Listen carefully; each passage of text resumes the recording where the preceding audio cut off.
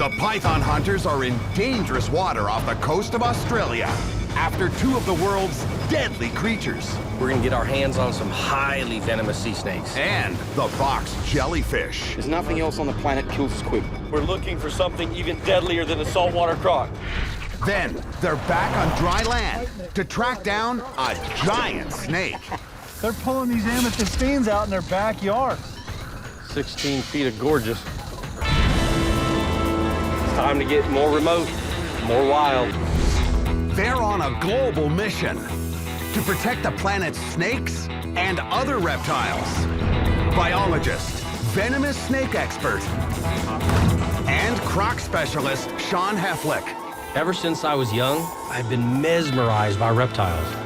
Law enforcement officer and reptile breeder Greg Graziani. I'm committed to the education and conservation of reptiles. And designer reptile breeder Michael Cole. I've been handling snakes since I was 4, but I have a special passion for pythons. Fighting the fear of the fang. They are the Python Hunters. We came all this way to the Cape York Peninsula of Australia. We're gonna get our hands on some highly venomous sea snakes. They're heading to Weipa off the northern tip of Australia. We've been invited by Jamie Seymour to kick off a research project with venomous sea snakes. He's a venom expert, we're snake experts. This is a perfect scenario to investigate these highly venomous sea creatures.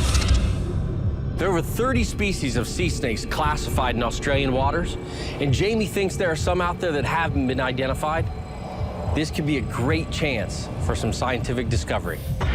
But they're not the only deadly creatures in these waters. I mean, it's not the crocs up here that worry me, it's the bull sharks. There are some serious big bull sharks, and we call them monsters. So they're the ones I'm worried about. We like to play with all of it. 1, 2, 3, go. So basically, I mean, this is one of the areas where we see a really high diversity of sea snakes. We've got 12, 13, maybe 14 species in one night. So on a good night, we'll get 30, 40, maybe 50 sea snakes. First, Jamie wants to prep the guys on just what they're looking for. It's lateral compression on the tail. That has evolved solely for locomotion. Yep. In these systems. Yeah. You know, they have, this is also, unfortunately, if they happen to crawl out on land or get stuck out on land, it does them a disservice. Yep. When you start to look at the scales alone, these scales are six-sided. They're not like the normal scale of a snake, and they do not overlap. You would think for an aquatic snake that the scales would overlap. It's almost like fish. You know, another really cool thing about these things is just like crocodilians, they have nostril valves. You can shut them when they dive, and then they come to the surface, they can open them. And I mean, look, they're wide open right now. You know, that is very cool. The sea snake's tail is flat and shaped like the keel of a boat, allowing them to use it like a paddle. Sea snakes are serious business. They inject a highly toxic neurovenom to kill the fish that they prey on. And the worst of that venom can be up to 50 times more deadly than some of their cobra relatives. That goes over the fangs of the snake. You massage his venom glands, and the venom will run down the inside of the tube.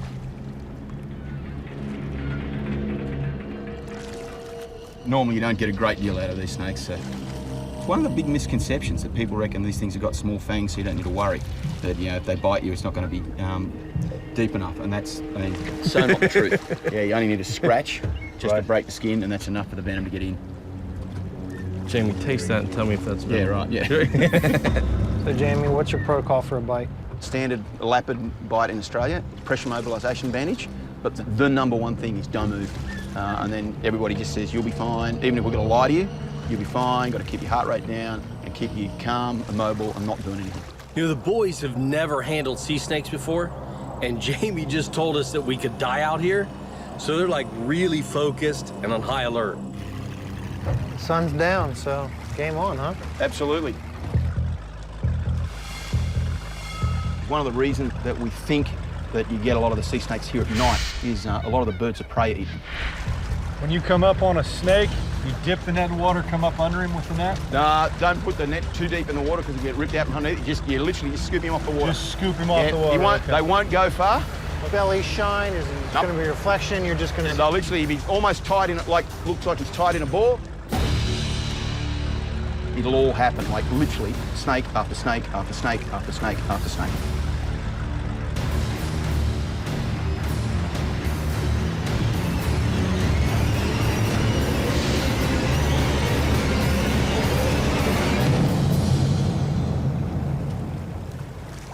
He's taking a breath, he's gone down. He's going, he's still up, he's still up. He's still up.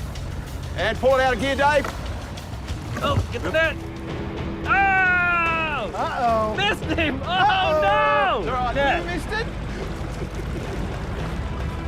I didn't do it, nobody saw me do it, you can't prove anything, man. That's right, it's a long swim home from here. You know, we're used to catching snakes and reptiles on the land where we've got solid ground, but we're on a boat now, so it may take us a little while to get our sea legs. Oh, here we go, the pressure's on. 10 o'clock, 11 o'clock, 10 feet. Cut it. On it. Oh! You missed it. Oh, he actually did the jump, baby. Oh! What was At least the ones I missed were already on the bottom when I went. Before they go, they'll pull their head out of the water, they'll take a breath, and then they'll go. Once they got their head up and they're taking a breath, forget it, you're not going to get them. Okay, so they need to be balled up and we'll just skim them out of the water. Seeing both Sean and Greg miss their first sea snake catches makes me a little nervous. Now the pressure's on. I gotta make my first catch. Oh, there's a changing of the guards. 12 o'clock, Got it, 30 feet. 20 feet. There, Pull up, Harry, Dave. boom. Down the water. Get the one that's balled up first. Come on, get the second one. There's Two a in a twofer. row. Good Yeah, job. baby. There's a twofer. Coming back around, 2 hots. And again, the juveniles. Yeah. Good deal. Look at that. The pressure's on for Sean and Greg. They've only got a 3-hour window to catch as many as possible before the snakes leave the area for the night. Yeah, he's real small. He's going through. Yeah, oh, file snake. File snake. File! Oh, yeah. He's using his mouth as a hand, it's great. There we go, there we go, there we go. So aren't they stunning animals? Gorgeous. This is the infamous file snake. When you touch this creature, its skin literally feels rough like a file. The file snake gets its name from the hard scales that line its skin. It uses sensory organs in that skin to help locate prey. It was amazing. These things have approximately double the blood volume of another species of this size. Quite possibly it's because of their feeding behavior. That's what we've been looking for since we got in Australia, day one. See, you just haven't come to the right guy. You're right. Yeah, see? Hey, You know, I've never seen a wild file snake before, but being the first python hunter to actually capture one, man, that really feels good. These are just great snakes. This is a great find right here. hey guys, I just can't help myself. I know we got some cool stuff, but there's still snakes out here. The flop, the little one Not to mention, coming in. since I've missed 2, I had to spot and catch this time. I really, you know, I got to prove to him that, you know, I'm worth being on the boat or I don't eat tonight. 10 o'clock, 11 o'clock, 10 feet. Cut it. Got him. Hey, you notice how when they're catching, I grab their belt and their shirt? When I'm catching, they're kicking me off the bow. That should tell you something. With the clock ticking, the python hunters shift into high gear. Straight in front now, on the left-hand side. Coming down the left-hand side, in front of you, in front of you. 11 o'clock, 30 feet. 20 feet. Coming in. Full stop. All right, a twofer. He's diving. Don't get the twofer. Oh, you lost the first one. No, I didn't. Okay, that's a file, isn't it? That's a No, file. it's a big file, isn't it? Yeah. Big file Look at snake, that, look at baby. that. Hold on, keep this tail out, Mikey, while I work the head so he doesn't wrap that tail on me. I got a fat file, baby. Yo, look at that. Oh, man. What a beauty. Oh, man. That is awesome. Look at that. Ah, baby. Just love that head. It's so So prehistoric. Let me see that big boy I caught. Good job, man. You guys want to find some more file snakes? 12 o'clock, 30 feet, 20 feet, 15, 10, cut the engine. Get it? That's pretty. Pretty. You know, we pulled out olive-headed sea snakes, horned sea snakes, 2 file snakes. Who knows what the next dip of the net's gonna bring us? That's excellent. Guys, doing well. Wow, we have never caught this many snakes so fast. I mean, this is just surreal. And groundbreaking. The guys land a species Jamie can't identify. So what is it? Different species. Now, is that an adult version of that juvenile we have in there, you think? Or totally different? We're on a 4th species? Pass. I think it's a different species altogether. Really little head. Look at the size of the head. Okay. Yeah. You know, what a great night. I mean, we pulled out more snakes than I ever expected. 2 file snakes and a sea snake species that Jamie hasn't even identified.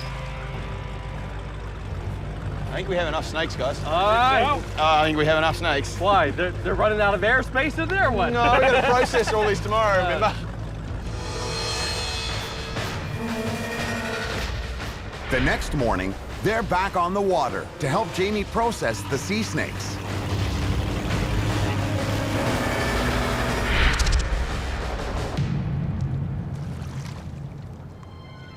Boys, we got a lot of processing to do.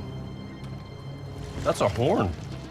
It's a huge job. Identify, measure, milk, and tag at least 50 wet serpents.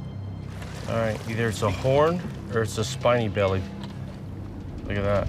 But these snakes are uncharted territory for the guys, so they'll need a bit of help. Spiny bellies have horns? Let's see. Just figure it out. Just the horn? There's the horn right there. The horn is really a lot more keel on the Go scale. spiny belly. Keep going. Keep going. Yeah. Yeah, wrong markings. Yep. Horn. What it is. Horn. There you go with that. Nice. The pointy scales surrounding its eyes ID this as a horned or eyelash sea snake. But the next species is something they've never seen before. Look at the flesh coloration in this one on the nostril valves. Yeah, the blue. And he's so light colored. He's just handsome. He's pink. Well, Jamie, look at this. This guy has no ventral spines. Yeah. One of the telltale signs is under here. He's got a wedge and 2 elongated scales on each side of his chin. So his mental scale is a wedge. No. It's different. It's not an olive This head. is not an olive head. Okay, so what is it? It's got this medial line of scales straight down the belly that the others didn't have. No. Very interesting little monster. We'll get some close-up photos of that, and we'll mark it as an olive head question mark. It wouldn't be off to think there was another species not described out. Oh, that's, you know, yeah, that's well within the realm of possibility, yeah. If this is an undiscovered species of sea snake, there's gonna be an epic battle to see who gets to name it. But I got a pretty good idea. I really like the species name Heflickii. It's time to get down to the focus of Jamie's study, venom. And that means the potentially deadly task of milking. We're more than happy to come out here and help Jamie out with isolating the venoms from these different species of sea snakes. You know, no 2 species are alike, and neither is their venom. There you go. There we go. That's enough to ruin your day right there. You think that little volume of venom in your blood system wouldn't do crap, you know? But And that's what sets the Australian lapids apart from pretty much all the other venomous snakes. Is one, the venom's really, really toxic, but there's only a small amount of it. Look at that. Yeah. Nice. Oh yeah. Nice. That's enough to knock most of us around. Right. Yeah, I want to try milking one of these. Greg doesn't have experience extracting venom from sea snakes, so he's got to be on his game, because one mistake could be fatal. The fangs are not as far up as other lapids. They're on the side, so be aware of that. Yep. Yep. No, you got to keep it with that angle. Really simple. That fang is so tiny. Can't see it, but I can feel, you know, you're hooked on it, so you know it's there because the vial doesn't move either way. Now that we've milked these guys, all we have to do is get their measurements, 6.5, 1.66. insert a microchip in them, and get them back in the water. Microchip the animal's about 2/3 of the way back in the body.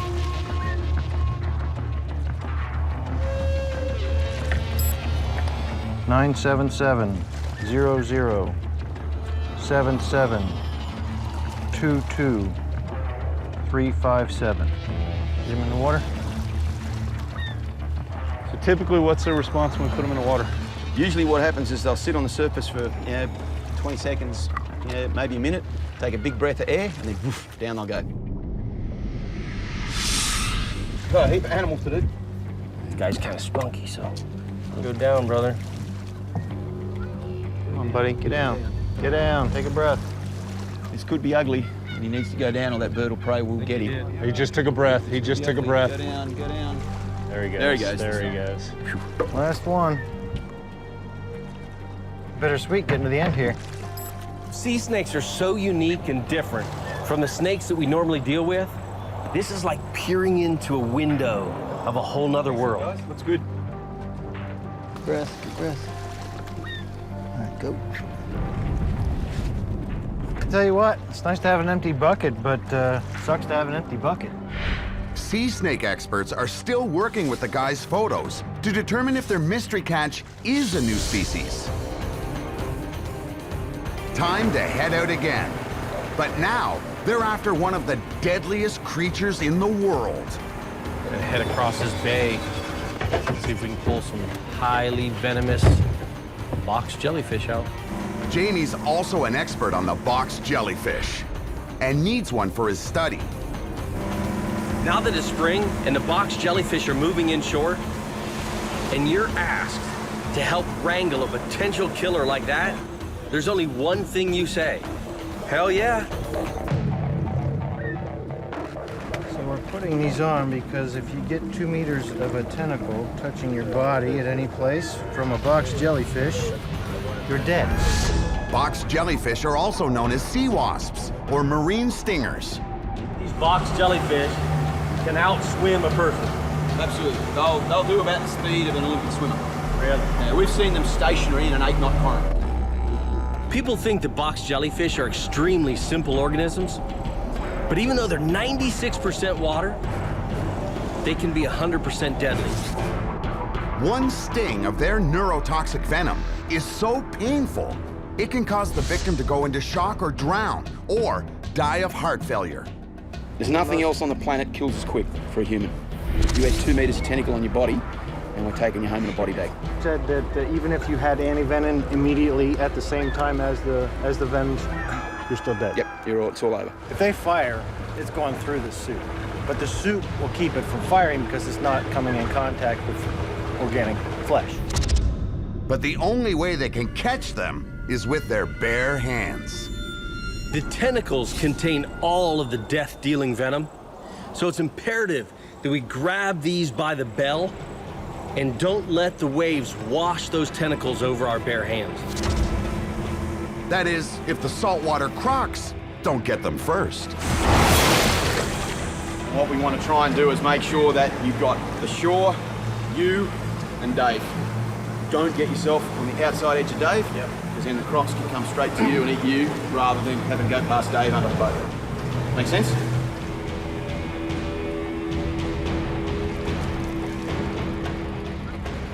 This has got crocodile written all over it, Dave. I'm having a hard time looking for jellyfish. I keep panning the shoreline for crocs. I kind of have to chuckle that we're in saltwater croc territory and we're looking for something even deadlier than a saltwater croc. Yeah, it's almost like we haven't thought this through. Is any of this animal going to break the surface, or is he going to be just below? In this sort of weather, you'll probably be about that far under the water. Okay. The problem is, in the conditions we've got here, once it gets any further than about that under the surface, you're not going to see it. And you grab it by the bell. Yep. I'll always move the animal, so the animal's always moving, and it'll be below the water. Okay. So the tentacles are always streaming backwards. The moment you stop, the tentacles will wash all over your fingers, and then you're in trouble. So they're liable to be anything from about this size through to about that size in here. Yeah, it'll be almost translucent, but it'll be definitively square, hence the name box jellyfish. You've almost got to look sort of out of the peripheral side of your vision to pick them up. If you're looking straight at them, they'll almost disappear. Even though the box jellyfish is one of the most deadly animals on this planet, the big problem is people just don't see them because they're clear. Now you just gotta find them. Yeah, you just got to spot them first. We're not going to take any risks. Jamie has handled these before. He's going to show us how to catch his first one. This is the most dangerous animal we've ever attempted to catch. Is your honey hole right here? Visibility's tough. Come on, jellies. Right there. See it? The little thing. Yeah.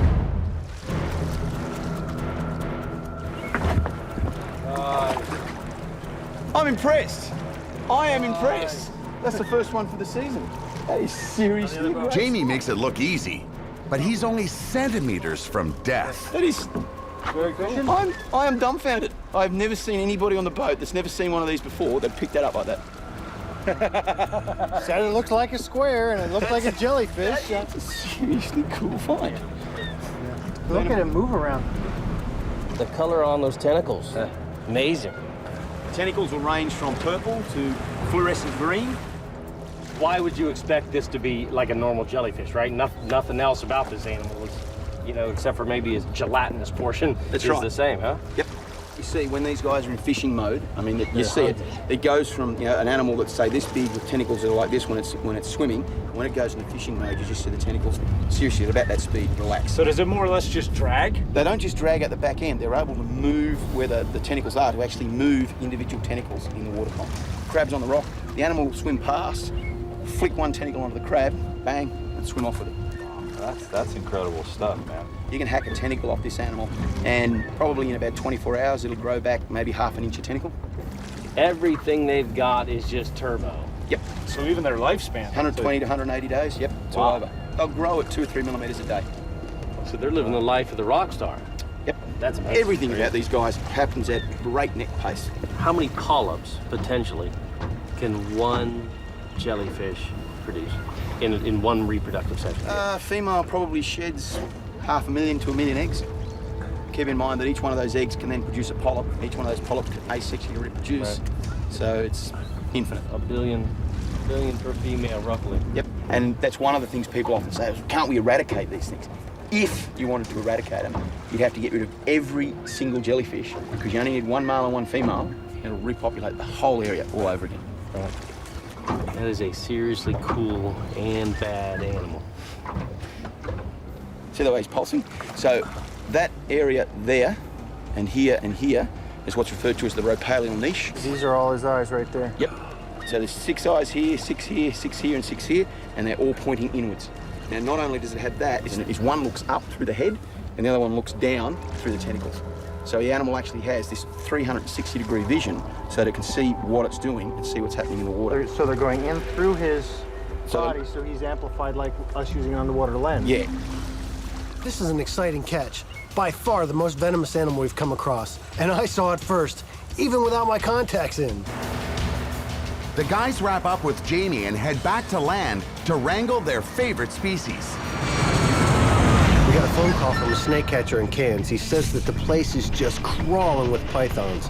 Got to get down there and check this out. Pythons hunters are in town. The calls start coming in. Call out in the middle of the night. Go get some pythons.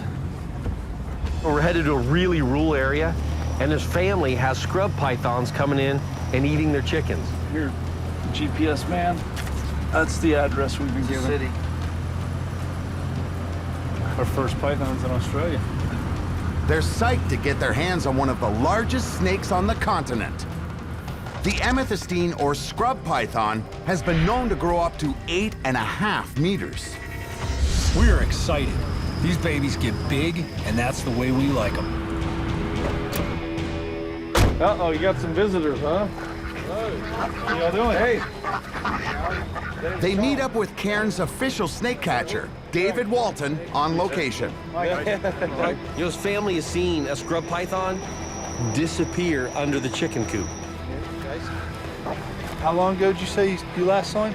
Probably about half an hour ago. I mean, we got a nice slot right here where he could slide in and under the fence without a problem. I'd say he's out of the fence for sure.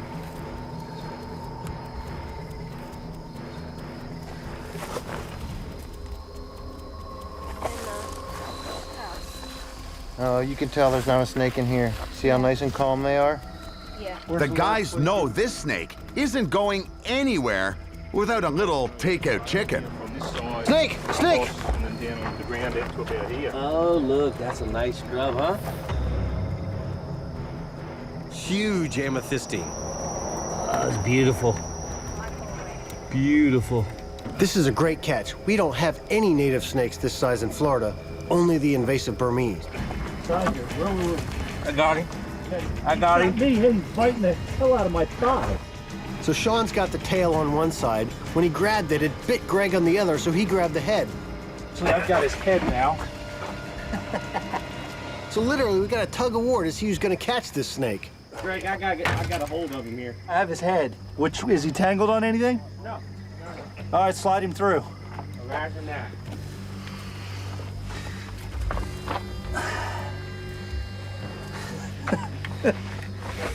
He's got a couple lumps in him.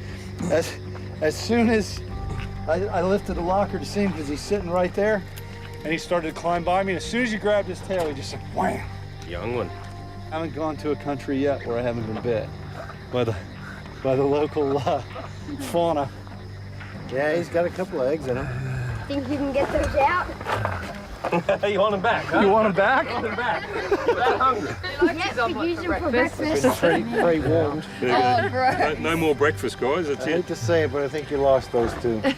We had a 5-metre one in January, and it had 2 whole chickens in it. Oh my. And he was a big snake. I mean, he had sort of, about that round across.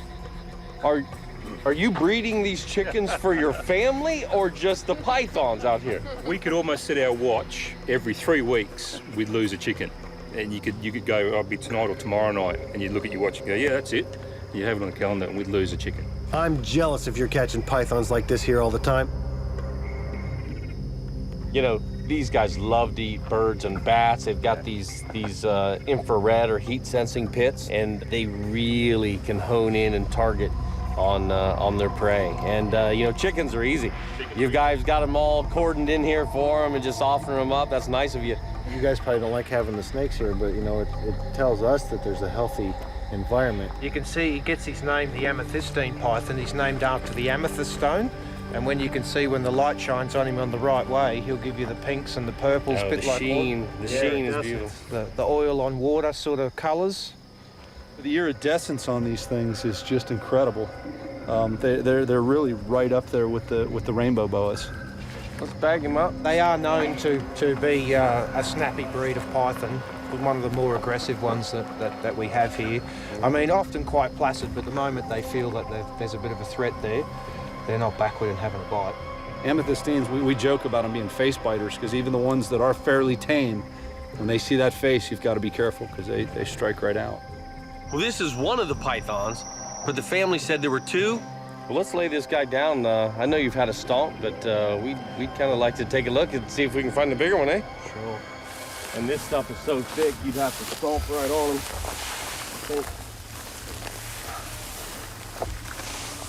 So there are some rows here and there. Now that he knows that chicken pen's there, he'll be back. A lot of habitat for him to just disappear back into. There's plenty of them in this area. Well, let's, I guess, unless we can get out of these people's hair, right? Let them go to bed. You guys have a great night. You guys have a good one. This is our first python in Australia, and unlike the Burmese pythons in the Everglades, this one belongs here. So we get to relocate this one back into the wild. Yep, the rat doesn't want to go in and doesn't want to come out. You bloody musk me. We call that spooge where we come from. Amazingly, the snake. I've never had one do this There you go, there you go. There you go. Normally, Oh, yeah, that's a nice perfume. Whoop, out pops the head. Hello. Amethystine pythons are excellent climbers, but young ones prefer tree branches to slithering on the ground. This is Australia's largest snake and has been known to grow up to 8 metres in length. Australian scrub python. Yeah. That's gorgeous. I gotta tell you, we've all done snake relocations too. When we find a snake this big where I'm from, well, actually, you don't find a snake this big where I'm from. It looks like he's already settled in for the night. Back in the wild. 24 hours later, the python hunters received another call. The chicken farm's under attack again. This snake's got a chicken raptor. We gotta go right now. I can't believe it. This snake call is to the same place where we caught that scrubby the other night. And this time, they think there's 2 more. I'm getting chickens. A huge one in under a trailer that we've been trying to hold still. And we've got another smaller one that's in strangling a chicken at the moment. Can't be too many more after this. He's all up under the tire. You got a top of him up here, Sean. Where's the other at? Just Right there. here we go, Bella, back here. He's up. Here, watch him. Let him go, let him go. Michael, there's one coming under the thing. Nah, he's all right. Nice one. Very smart.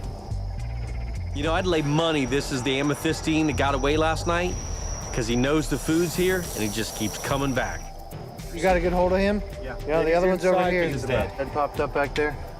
That would have been a hard meal to him to get down. I don't think he had much of a chance to get this chicken in. Let's get the chicken out. All right, and he's killed the chicken, but there's no way he was going to eat it. All right, you ready? Yeah, this guy's not a pretty little animal. Relax, buddy. I tell you, if you find the smaller these guys, the nippier they are. Yes, definitely. Yeah. I think they're just a little bit more paranoid, thinking they're going to become prey. Right. They don't have that big bulk. This one is thick body, just gorgeous, muscular. I see no scars on it. And this is a good-looking snake too, but you can see why he's out here. He's definitely looking for a meal. He's a bit thin. My favorite thing about these was when the light catches them just right, they look like velvet. That pattern just makes it look like velvet. Good-looking animals. Mine's starting to calm just a bit. Oh, there's that musk. Look at that, look at the sheen. Look at the sheen, that iridescence on those scales. Just magnificent. This animal has either a scar or a tick right along the side of his jaw. See that? It's a tick. That's what it looked. He's got 5 or 6 ticks on him. You can see him under his scales, under his belly scales on the side. Now, how often do you see that, Dave? Do you Quite typically? regularly, they've got ticks on them. Right. Yeah, that's a common thing. Let's be honest, you guys aren't really breeding chickens for yourselves, are you? Do you want to touch him? I'll keep his head on this left I'll side. tell you what, here. I'm going to tell you, touch him here because all this back here is must on your hand. Wow. It's nice, huh? Just real quick. Poor Bella. It's not slimy, you know, they're dry. But it's all soft and squishy. It is soft, yeah. You're soft and squishy too. Yeah, not like that though. You know, I think this is great. Australians live around these pythons their entire lives. They fear them enough not to put their hands on them, but they respect them enough not to kill them. What about Mum? I'm not coming anywhere near you. Come on, Mum. No, Come on. that thing is absolutely huge. Come on, Mum. Oh. Yeah. Come on, come on, come on. I'll hold the head back. Okay. Oh, I got... Oh, wow. Smooth. Well, it's Oh, it smooth, is. right? Okay, I'm going to do it again because I am so phobic of these things. Oh, wow. You shouldn't be. We've got enough of them Oh, here. I know, What? I know. Yeah. Wait, how can you be phobic? You're raising them out here in your chicken pit. You know, with these 3 snakes gone, you guys might have more eggs than you know what to do with. Yeah, you know, it's too bad that you lose chickens. But like we talked about, it's what they do. We And knew that when we moved here. So, you know, there was no, oh my God, this is what's happening. You know, we knew that when we came here. We look the bush we're back onto. It's beautiful. And so it's part of what we live here in paradise for. we'd give money to have these things crawl into our backyards and hang. We'd all keep chickens just to bring them in. You know, I can't believe how many pythons there are here. These people may not appreciate it, but this is paradise for a python hunter. And come back tomorrow night, we'll do it all again. We've still got to go with David and release these guys because they lost out on a meal tonight, and we want to get them back out there in the wild so they can give it another go. Thanks for not killing them. It's their new home. You know, back in Florida, most people just want to lop the snake's head off. In Australia, everybody just wants them safely removed and released into the wild. But with chicken always on the menu, these pythons will probably be back sooner than later.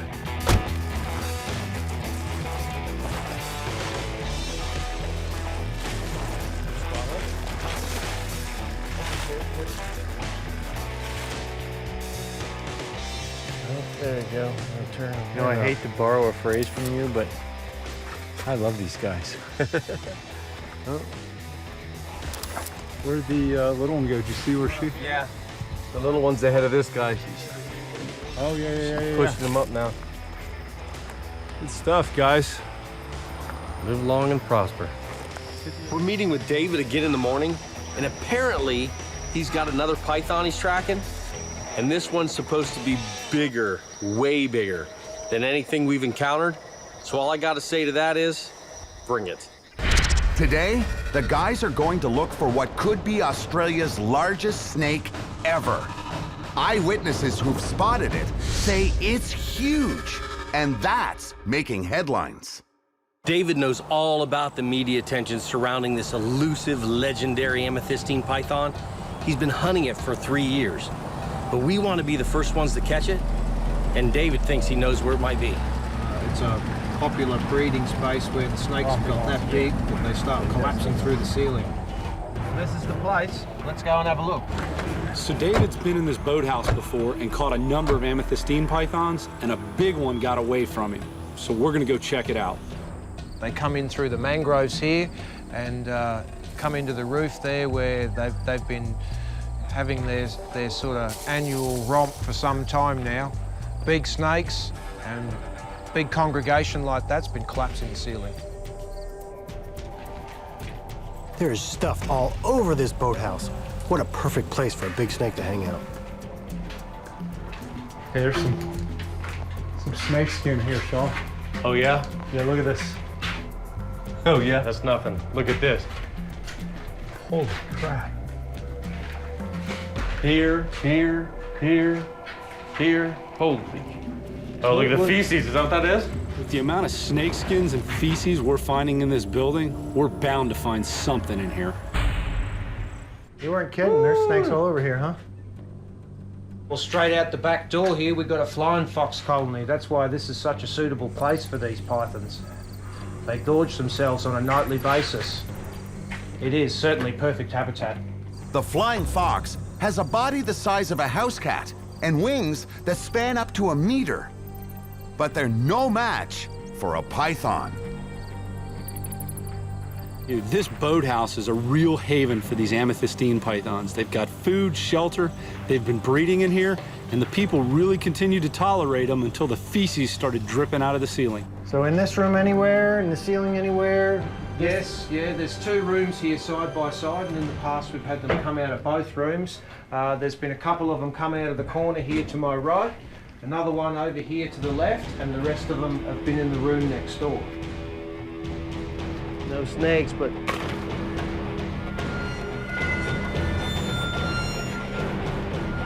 there's bat bones up here. Bat teeth. David says there are so many pythons that come in here, and they're so big and so heavy that they actually break down the roof. And seeing the holes, especially this one, I believe it. It's nice to see somebody else doing this for a change, I bet, huh? It is. Often I come here and I just get covered in snake. But there's been 9 pythons pulled out of this building this season alone. You see the feces above your head, Michael? Look at the claws in that. Look at that. Looks like flying fox claws to me. I bet you. That is very cool. A knuckle from a foot. That's bat? 4, yeah. 4 claws, 5 claws. Can you see it? Oh yeah, the claws are huge. I think we got a biologist with us. That's very cool. A poo expert, as you would say, right? A pooologist, that's what he said, right? Yeah, pooologist. That's what he calls. That for me? Look at that. Go for it. Yeah? Just look straight up the channels. You'll often see them curled up. Whoa, whoa, whoa. Oh no, it's a friggin' shed. Oh, you got it. A piece of rope. I got a rope snake. Here you go, guys. Here's a couple more bats. Oh my God. Man. Greg, holy Greg, look at this skin. Oh man. That's a big animal. David, look at that. There's no snakes Wow. in that one. Look at this. We've had some 6.5 meter skins come out of here, so 5 meter snakes. Holy cow, look at this. This is the cloaca. Right? That's the, wow. That's a big animal. Yeah. Look at this. Cloaca's here by my thumb. So we're stretched, that's wow. That's a good sized beast, That's a huh? good size snake. I like it. I like it. It's the other half of that. No, that's a No, different that's a snake. tail. This is a tail. It's another tail. Slender it Look at is, that. not very heavy body, though. It's a good sized snake too. How many snakes in the last 3 years do you think you've taken out of here? Probably in the 3 breeding seasons we've been come here, probably 20 to 25. Wow. This is crazy up here.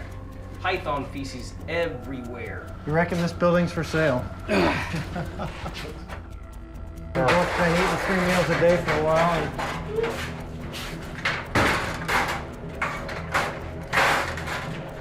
Top, but Got all kinds of urates up here. More skins. Okay.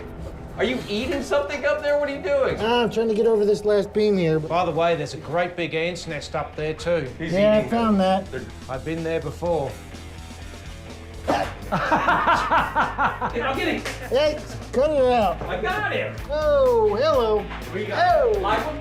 Warned you about the ants. Yeah, but I've I was seeing a experienced them. couple. Now I just woke up a whole nest. Michael, what do they taste like? I'm not eating Don't eat them. them. They're not green ants and they bite. I ain't eating an ant. That you just pinched with your feces fingers. Let me just put this up against the wall. Almost moved. Pinch my foot. Hey, fellas, this is what we've been looking for. wow. It's only 1.5 feet by 1.5 feet coil there, but I'll bet you she's at least 10 or 11 feet. The python hunter's search finally pays off. Oh, are you kidding? I bet she's well over 15. Yeah, that's the biggest amethystine python I've ever seen. I haven't seen anything that big. This looks like one that I've been after for a while now. Yeah, watch yourself. She's yeah. bowing a little. Yeah. We get a lot of large amethystine pythons here in the north, but rarely do we see them this big. This is a fine specimen, this one. I'm sure this is the female that we've been looking for some time. Look at her. She's gonna go right up that wall. Look at that. Unreal. Going right to the roof. Michael, how big did you say that was? Because it's Yeah, holy crap. it's heading to about 6 feet right now off the ground. I'm gonna have to revise my estimate there. She's got another 5 feet on the ground. This big girl keeps unraveling and climbing up the wall. Boy, was I off on my original guess. She's got to be at least 15 feet. Unbelievable. Look at that head. The Look at size of those your muscles. fist. Yeah. That's bigger than my fist. Unreal. Beautiful snake. Let's get her outside and take a good look at her. Get her stretched out. That is gorgeous. This is your girl. You want the head, and we'll get a couple. Grab when you're there. Grab a handful. Be gentle. Oh, you guys leave me with the tail again, huh? You got it. One bad move with a snake that's almost 5 meters long can lead to one bad bite.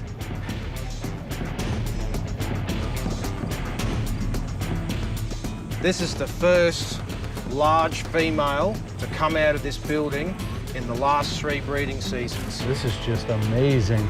The size of this amethystine. I mean, She's a beauty, mate. That amethystine is so magnificent, it's so easy to appreciate it for just what it is. They all grow big in the north. Wow. Would you like to do the honors? Oh man, are you serious? Unreal. You know, this is spectacular. We get to lay our hands on this magnificent amethystine python, largest python in Australia, and I think one of the most beautiful. I love this. See if we can sex it down here and... Yeah, that's a curl. You can't, there's no hemipines. Seems like this was a bit of dumb luck. I mean, we're looking all over the roof and we're looking at every panel and every rafter, and she's on the floor. No, this was python hunter luck, brother. It's a big deal for the guys, but an even bigger deal for the locals. The mother of all pythons has finally been caught after 3 long years. She's been very elusive. I mean, you don't want to take a bite from a snake this size. You probably need a blood transfusion. We will now try and work out the most appropriate place where this snake can go and live out the rest of its days. Oh, we love them. To see these animals out in the wild and, you know, to be able to come across something like this. You know, we were kind of unaware of the legend of this animal, you know, and we got lucky. It's good stuff to lay our hands on these animals and to meet Australian people who share the passion that we do. It doesn't get any better than that. So this is a big python, and we want to make sure that this animal gets back into the wild where it belongs. So we're moving it to an undisclosed location. This is the place, top secret. It looks like a spot down here where we've got a bit of a ravine. Oh, there's a cut, huh? Well, that's nice. Now, this looks real good because it gives him some nice rock cover to head up the mountain. What do you think? Looks good to me. This is one of the most unique herping experiences of my life. Keeps coming out of that bag. She's still not out of the bag yet. That is a big snake. That is, look at that going up those rocks. Rarely do you find snakes this large, but in Australia, we're finding them in buildings and pulling them right out of chicken coops. That is a long snake. That snake's longer than 15 feet. Yeah, that is. But she's actually 16 feet and change. 16 feet of gorgeous. That is an awesome animal. Leave her to it. Well, that is a success. Hey, thanks for that, man. That's No good worries. stuff. Another job done. Awesome work, man. Real good.